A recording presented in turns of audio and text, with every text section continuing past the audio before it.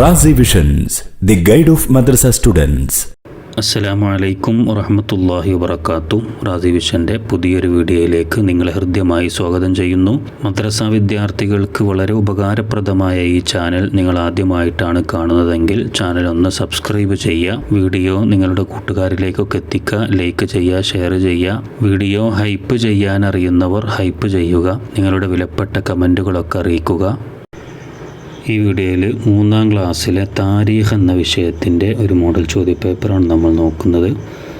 ഇവിടെ ആദ്യമായിട്ട് വന്നിട്ടുള്ളത് യോജിപ്പിക്കാം എന്നുള്ള ആക്ടിവിറ്റിയാണ്. സാധാരണ എല്ലാ പരീക്ഷയിലും ആദ്യം തന്നെ വരാറുള്ളതാണ്. താഴെ 7 ചോദ്യങ്ങളുണ്ട്. അതിൻ്റെ ഉത്തരങ്ങളൊക്കെ ഇടത് സൈഡിൽ ഇവിടെ കൊടുത്തിട്ടുണ്ട്. ചോദ്യങ്ങൾ വായിച്ചു നോക്കുക. ഉത്തരങ്ങൾ വായിച്ച് മനസ്സിലാക്കി ഓരോ ചോദ്യങ്ങളെയും ഉത്തരങ്ങൾ ഈ ഭാഗത്തേക്ക് എടുത്ത് അതിൽ നോക്കൂ. മക്കയിലാണ് ജുർഹും, ഇസ്മായിൽ അലൈഹിസ്സലാം, ലംറത്ത്, തുവൈബത്തുൽ അസ്ലമിയ, അബ്ദുൽ മുത്തലിബ്, ബനൂ സുഹ്റ. ഇതൊക്കെയാണ് ഇവിടെ ഓപ്ഷൻസുകളുള്ളത്, ഉത്തരങ്ങളുള്ളത്. ഈ ചോദ്യങ്ങൾ നോക്കിയിട്ട് നമുക്ക് ഓരോന്നും കൃത്യമായത് കണ്ടുപിടിക്കാം. അതിൽ ഒന്നാമത്തേത് ഹലീമ ബീവിയുടെ മകൻ. നമുക്കെല്ലാവർക്കും അറിയാം, നബി സല്ലല്ലാഹു അലൈഹി വസല്ലമയെ മുല കൊടുക്കുന്ന പ്രായത്തിലൊക്കെ ഹലീമ ബീവിക്ക് അതേ പ്രായത്തിലുള്ള ഒരു കുട്ടി ഉണ്ടായിരുന്നു അല്ലേ? ലംറത്ത് എന്നാണ്. ലംറത്ത് എന്നുള്ളത് ഇവിടെ ഒന്നാമത്തേതായിട്ട് അതാണ് അതിൻ്റെ ആൻസർ വരിക.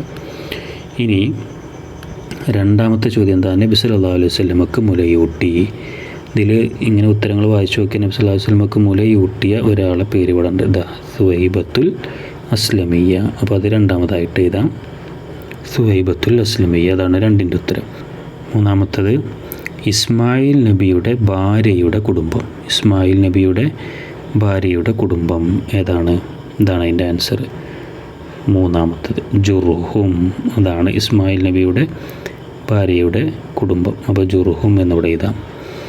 ഇനി നാലാമത്തത് എന്താണ്? ഖുറൈശ് ഗോത്രത്തിലാണ്. ആരാണ് ഇവിടെ ഖുറൈശ് ഗോത്രത്തിലുള്ളത്? ഇതാണ് അതിൻ്റെ ആൻസർ. നാലാമത്തത് അബ്ദുൽ മുത്തലിബ് അല്ലേ? നബിയുടെ പിതൃവ്യനാണല്ലോ, നബിയുടെ പിതാമഹനാണ് അബ്ദുൽ മുത്തലിബ്. അപ്പോൾ ഇവിടെ ഖുറൈശ് ഗോത്രത്തിലാണ് അബ്ദുൽ മുത്തലിബ്. അവിടെ ഇതാ 5 വഹബിൻ്റെ ഗോത്രം. വഹബ് എന്ന് പറഞ്ഞ നബി തങ്ങളുടെ ഉമ്മയുടെ ഉപ്പയാണ് അല്ലേ? വഹബിൻ്റെ മകൾ ആമിന എന്നൊക്കെ നമ്മൾ പഠിച്ചല്ലോ. അവരെ ഗോത്രം ഏതാ? ഇതാണ് അവരെ ഗോത്രം. 5ാമത്തത് ബനൂ സുഹ്റ. അപ്പോൾ ബനൂ സുഹ്റ എന്നിവിടെ എഴുതാം.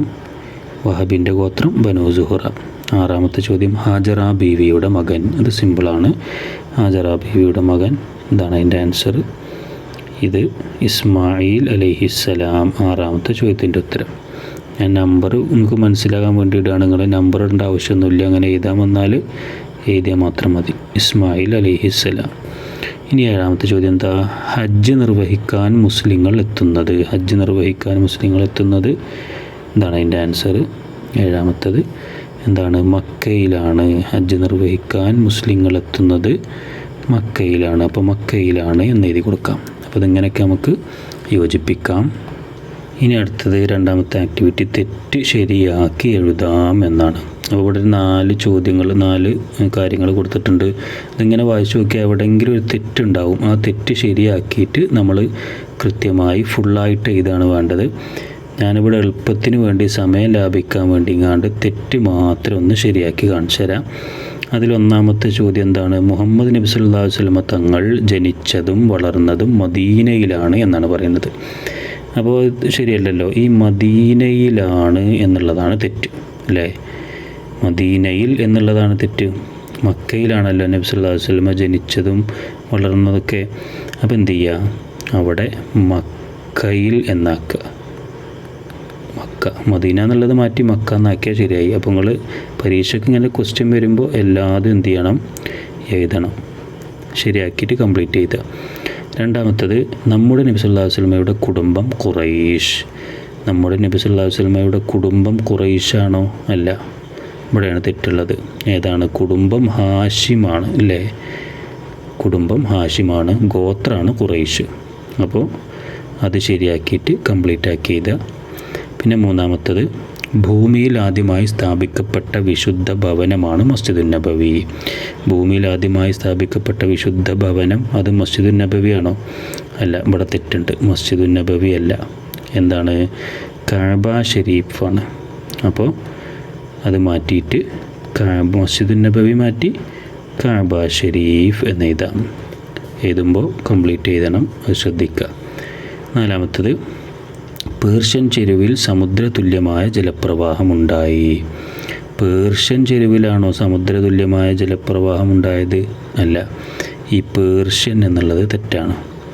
ഏതാണ് ചെരുവ്? ശരിയായത് സമാവ ചെരുവിൽ എന്നാണ് നമ്മൾ പഠിച്ചിട്ടുണ്ട്. നബി സല്ലല്ലാഹു അലൈഹി വസല്ലം തങ്ങൾ ജനിച്ചപ്പോൾ ഉണ്ടായ ഒരു അത്ഭുതമാണല്ലോ. സമാവ ചെരുവിൽ സമുദ്രതുല്യമായ ജലപ്രവാഹം ഉണ്ടായി. അപ്പോൾ ശ്രദ്ധിക്കേണ്ടത്, ഞാനിവിടെ തെറ്റ് മാത്രം ശരിയാക്കി എഴുതിക്കാണ്. നിങ്ങൾ ഇങ്ങനെ ഒരു ചോദ്യം വരികയാണെങ്കിൽ കംപ്ലീറ്റ് ചെയ്താൻ വേണ്ടി ശ്രദ്ധിക്കുക. ഇനി മൂന്നാമത്തെ ആക്ടിവിറ്റി വ്യക്തമാക്കാം എന്നുള്ളതാണ്. വ്യക്തമാക്കാം. 4-5 ചോദ്യങ്ങളുണ്ട്.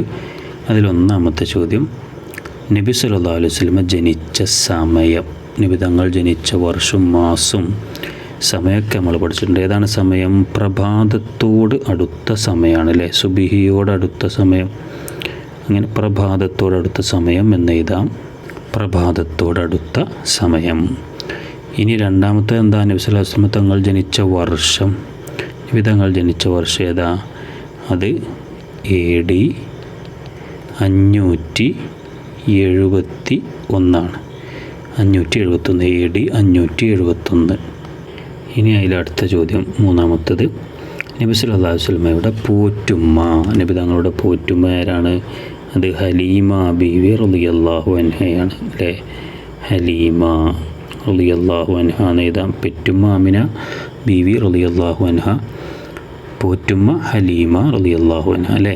ഇനി നാലാമത്തത്, ഇസ്മായിൽ അലൈഹിസ്സലാം കരഞ്ഞു കാലിട്ടടിച്ച സ്ഥലത്ത് ഉറവെടുത്ത പുണ്യജലം. അതൊക്കെ സിമ്പിളാണ്, നമുക്ക് എല്ലാവർക്കും അറിയാം. ഏതാണ്? സംസം അല്ലേ? ഇസ്മായിൽ നബി കരഞ്ഞു കാലിട്ടടിച്ച സ്ഥലത്ത് നിന്ന് ഉറവെടുത്ത പുണ്യജലമാണ് സംസം. അപ്പോൾ അതവിടെ എഴുതാം. ഇനി അഞ്ചാമത്തെ എന്താ? നബി സല്ലല്ലാഹു അലൈഹി വസല്ലം തങ്ങൾ ജനിച്ച ദിവസം. ദിവസം ഏതാ? അത് തിങ്കളാണല്ലേ?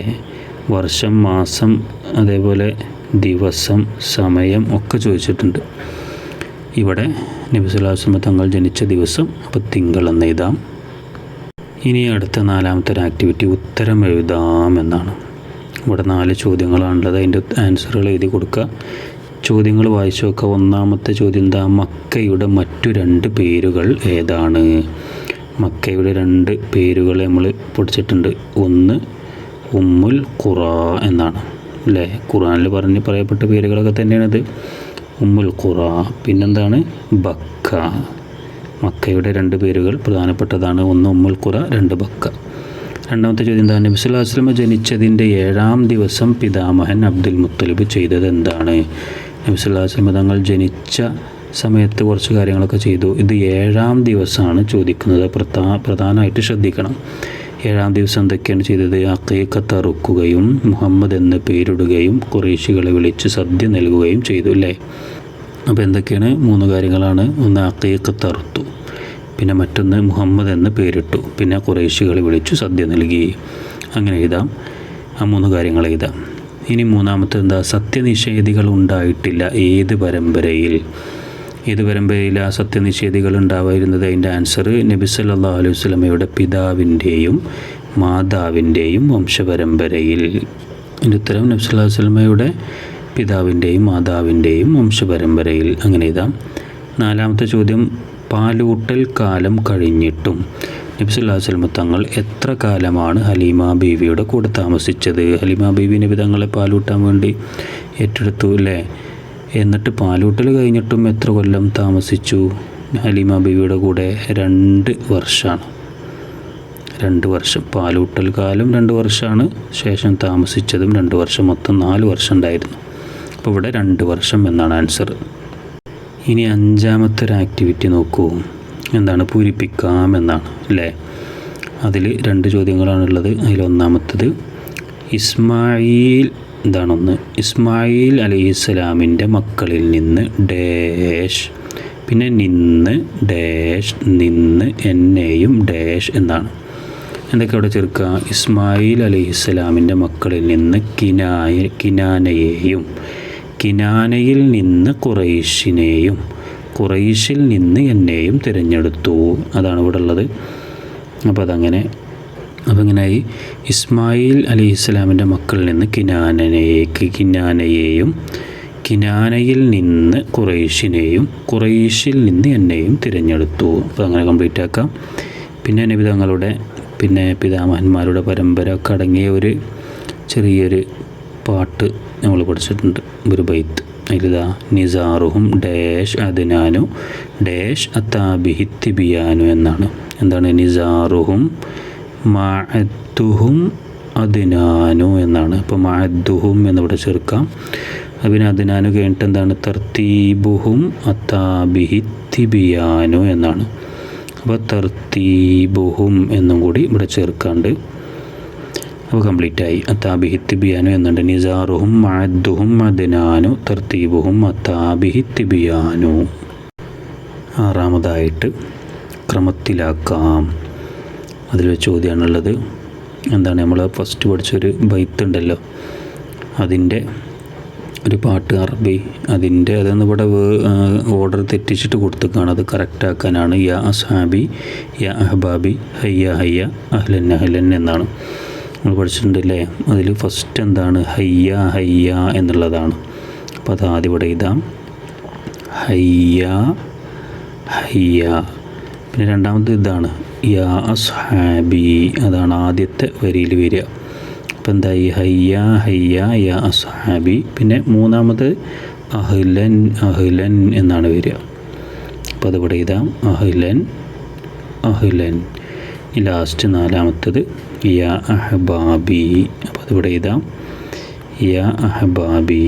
ഹയ്യ ഹയ്യ യാ അസ്ഹാബി അഹ്ലൻ അഹ്ലൻ യാ അഹ്ബാബി. ഈ വീഡിയോ ഇവിടെ അവസാനിക്കുകയാണ്. മദ്രസ വിദ്യാർത്ഥികൾക്ക് ആവശ്യമായ എല്ലാവിധ വീഡിയോകളും നമ്മുടെ ചാനലിലുണ്ട്. നിങ്ങളുടെ ആവശ്യങ്ങൾക്കനുസരിച്ച് അത് ഉപയോഗപ്പെടുത്താവുന്നതാണ്.